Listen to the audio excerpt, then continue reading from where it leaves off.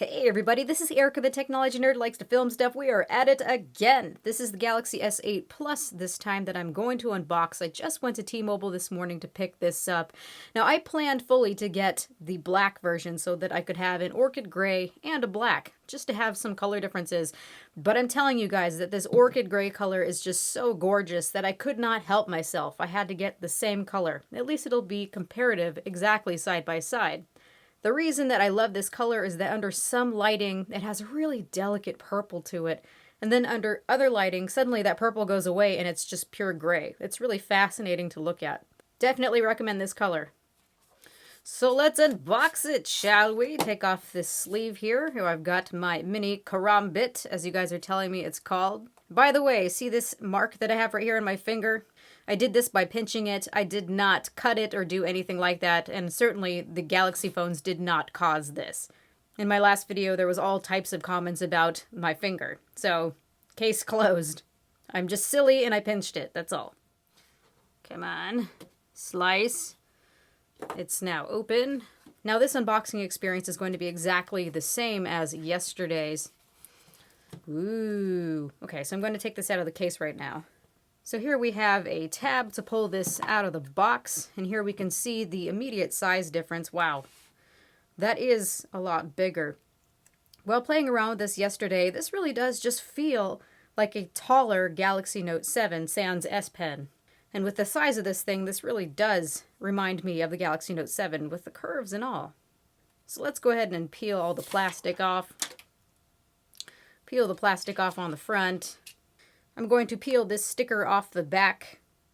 Wow, that is just one beautiful smartphone, just bigger. No regrets having the same colors here, you guys. Let's go ahead and turn this on. Now, something that I am hearing around buzzing everywhere is that there is a red tint to some of the displays. Now, my experience with AMOLED is that AMOLED is such a lottery, especially in terms of white point. I see ones that are bluish, ones that are reddish, some that are greenish. I never know what I'm going to get. But now we are hearing that Samsung is using what they are calling deep red AMOLED. And on the most basic terms, they have expanded the range of red, resulting in a wider range of color that the display can show. And you can look at my measurements for proof. Some are saying deep AMOLED is possibly to blame for the color balance issues, but honestly, this was nothing new to me when I saw it. It could just be a factory calibration error or just due to the nature of AMOLED, but even that is speculative. And remember, Samsung is really under a microscope right now after the Galaxy Note 7.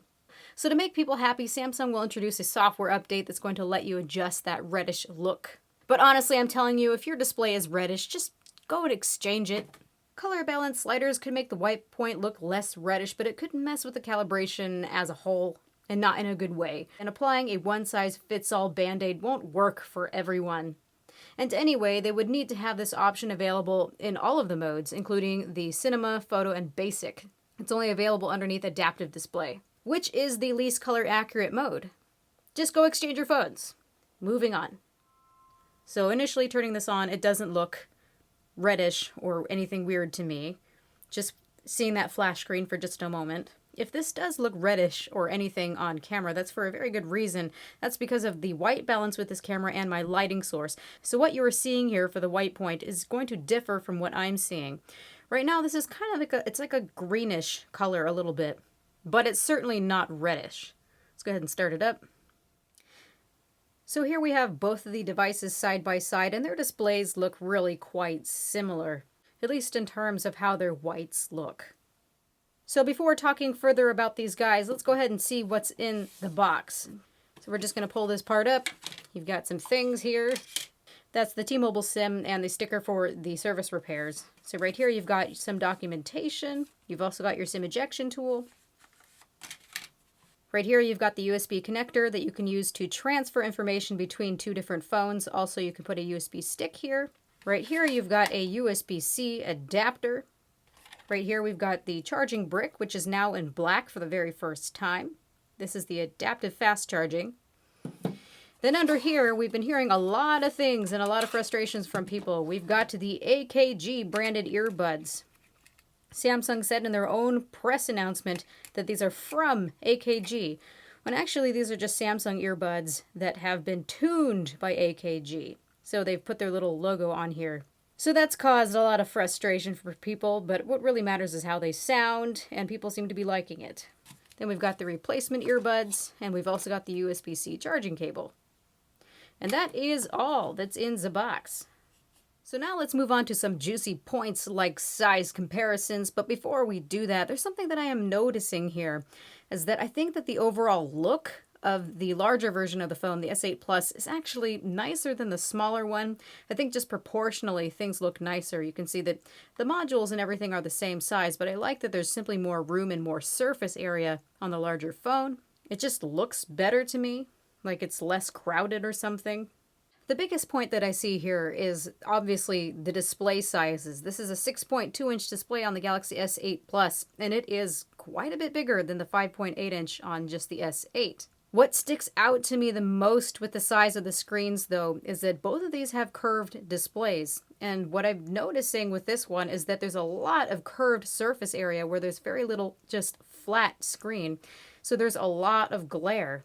This one has glare too on the edges, but there's much more flat surface area, so I feel like those curved edges are less of a distraction on this phone. Maybe that little point can help you decide which of these to go for. The curves are much less intrusive on the bigger model of the phone. So now to those size comparisons that I promised. Obviously you can see that the S8 Plus is much bigger than the Galaxy S8. But let's go ahead and compare the S8 Plus to other larger phones like the iPhone 7 Plus. And when holding them together, you can see that the iPhone 7 Plus is a little bit wider, but the S8 Plus is just a hair taller. Then we've got the Galaxy S7 Edge right here. So you can see that if you're used to the size of the Galaxy S7 Edge, this really doesn't feel all that much bigger. And then we've got the LG G6, and indeed, this phone does feel much bigger than this. Battery-wise with the Galaxy S8, I have had some time to run it down, power it up, and then run it down again. And I'm getting about 4 hours of on-screen time, so it's not a really long-lasting phone. It's got a 3000 mAh battery inside of it, where the Galaxy S8 Plus has a 35 mAh battery inside of it. This does have a much bigger display, so I'm curious about running it a couple cycles and seeing really if there is any difference between them. I'm hoping that it lasts a little bit longer than the S8. I can already see that standby time, just like I'm seeing other people are saying, is really not so good. So any additional battery life is really going to make a difference. Now taking a little bit of a look around the phone, on the front here we have the notification LED, also the IR LED for the iris scanner, ambient light sensor, proximity sensor. You've got your receiver, 8 megapixel front-facing camera, and also the iris camera. On the bottom here you can see that we've got really no bezel. On the right-hand side we have the power button. Then on the left, we've got the volume rocker and also the dedicated Bixby button. Now, I want to try something out right now. T-Mobile is saying that there is an update. I postponed it. The reason I did that is because if there is an update, I'm wondering if BX Actions is no longer going to work. This is the third-party application that has let me remap the Bixby button. You can see I hold it down as a long press and it brings up Google Now. Or I could have tied the Google Assistant to it, for example. But I wonder if this T-Mobile update is going to get rid of that feature, so I'm going to try that. Because from what I'm hearing from Samsung is that they are disabling your ability to remap it. They just want you to use Bixby. So let's go ahead and see what happens. Okay, excitement is on. Are you guys ready for this? The install just finished updating, and I'm seeing the update is now available for this one. Now let's try it. Yes, thank you. Thank you very much. Hold it down. Nothing! Nothing! Dang it! Samsung, you killed it! So yeah, it's true that if I let this update, I'm going to lose the ability to remap my Bixby button unless I decide to root the phone. This makes me just a little sad right now. Just a little salty. Just a little bit. Now continuing to take a look around the phone, looking at the top, we have the microphone and also a SIM card / SD card slot. Then on the bottom, we have a standard headphone jack, a USB-C charging port. We've got another microphone, which I'm assuming is the AOP microphone that Samsung refers to, and a speaker, a single speaker. I had a chance to use GPS last night on this one, and it sounds pretty loud. It's not the best sounding speaker, but it definitely gets the job done. On the back, we have the fingerprint sensor, which is oddly placed, and even though this is really hard for me to reach on the bigger phone, because there's more surface area for my palm to hold on to, it's actually not so daunting for me to reach up and to hit this. That's kind of strange. Here I thought it would be easier for me to manage reaching that fingerprint sensor on the smaller one, but I kind of feel like I might lose my grip on it and I might drop it. It's not really setting down on my palm. Interesting. Yeah, if I'm going to use the fingerprint sensor, I prefer to use the larger phone. I feel like I've got a better grip. This is why you have to use things in order to form an opinion. Sometimes you experience things you don't expect. Then we've got the 12.2 megapixel camera, and from what I can see using AIDA64, I can see that it says Sony IMX333. Last year it said Sony IMX260. So it looks like it's a different sensor. At least it's labeled differently. A lot of people are saying it's the exact same camera. It's a similar setup. But if this truly is a different sensor, the IMX333, it's not the same camera. But what was interesting is that iFixit did their teardown and they said that it's the same camera. All that Samsung did was update the software processing. Maybe they missed this point. Maybe you guys can clarify that, but this is definitely saying this is a different sensor than from last year. Then we have the single LED flash and the sensor for S-Health. Another thing to point out along the bottom that I forgot to show you earlier is that we've got a home button. And actually this is a combination of both hardware and software. So you can see I can click it and it feels like a home button. It's got a haptic feedback to it. And I was mentioning in my other unboxing that I'm a little bit worried about this little button here staying static on all the time for the always on display.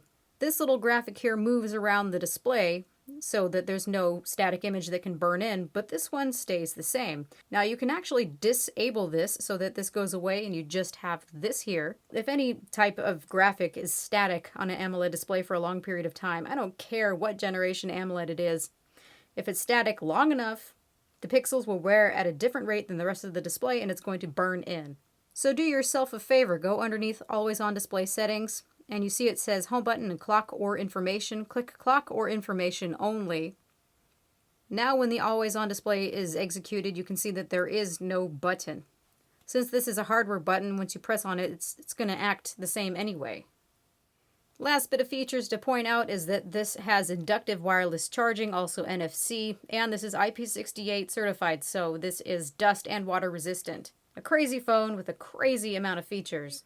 Lastly, I want to talk about how I'm going to protect this phone. This is an all-glass phone, except for this metal frame that we have here. It is Gorilla Glass 5 on both the front and the back, but if you drop this thing, I'm really not expecting it to survive.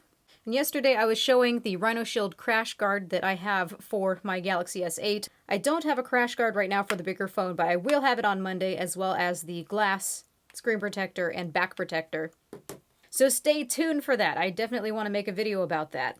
The Rhino Shield crash guard is generally my choice of case because if I put a skin on it, then I don't get to see the beautiful back. I don't like clear cases because gunk gets stuck underneath it. So I slip it in here. It doesn't add a lot of bulk. You can still see the front and the back. And it's got that drop protection, so if I do drop it, looking at the box here, it's got at least 11 feet of drop protection. And I have tested this myself on multiple occasions. So slim fit. Has a lay on the table design. It's not going to get all scratched up on the back. Now, I genuinely love and use these Rhino Shield products. I have for years, but I also have to thank Evolutive Labs for sponsoring this video for me, making it possible for me to get this phone. So thank you, thank you, thank you. Check out the link in the description for the Rhino Shield crash guard. And stay tuned for that full protection video where I have the front and the back protected as well as the sides.